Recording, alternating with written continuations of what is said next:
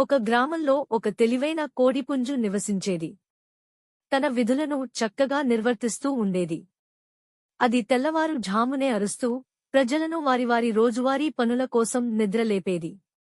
ఒకరోజు కోడిపుంజు చెట్టు పైభాగంలో విశ్రాంతి తీసుకుంటోంది. ఒక చెడ్డ నక్క ఆ దారిలో వెళ్తూ పైకి చూసింది. చెట్టుపై ఉన్న అందమైన కోడిపుంజును చూసింది. నక్క కోడిపుంజును తినాలని నిర్ణయించుకుంది. కావున నక్క వీలైనంత మధురమైన స్వరంలో ఇలా అంది. హలో, ప్రియమైన కోడిపుంజు.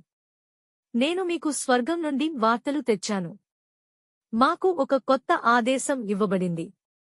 ఇప్పటినుండి అన్ని పక్షులు మరియు జంతువులు స్నేహితులుగా మారి శాంతితో కలిసి మెలసి జీవిస్తాయి. కోడిపుంజు ఆశ్చర్యపోయింది. అది నిజమేనా అని అడిగింది. నక్క బదులిచ్చింది. అవును. అయితే నీవు దానిని పరీక్షించాలనుకుంటే ఎందుకు నువ్వు కిందికి రాకూడదు? అప్పుడు కోడిపుంజు తెలివిగా ఆలోచించడం ప్రారంభించింది. అది చెప్పింది, మీరు ఒక్క నిమిషం వేచి ఉండండి. మా స్నేహితులు కొందరు ఇటుగా వస్తున్నారు. ఇప్పుడు ఆశ్చర్యపోవడం నక్క వంతు అయింది. స్నేహితులా? ఎవరు వస్తున్నారు?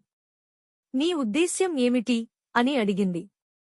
దానికి కోడిపుంజు, నేను కొన్ని వేటకుక్కలన చూస్తున్నాను. వాటి కోసం వేచి చూద్దాం అని సమాధానం చెప్పింది. వేటకుక్కలు అనే పదాలు విని నక్క గాభరా పడింది.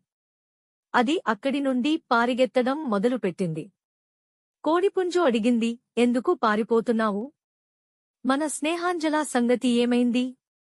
ఒక్కటే సమాధానం వచ్చింది, అది మర్చిపో. బుద్ధిమంతుడు దుర్మార్గుల్ని నమ్మడు.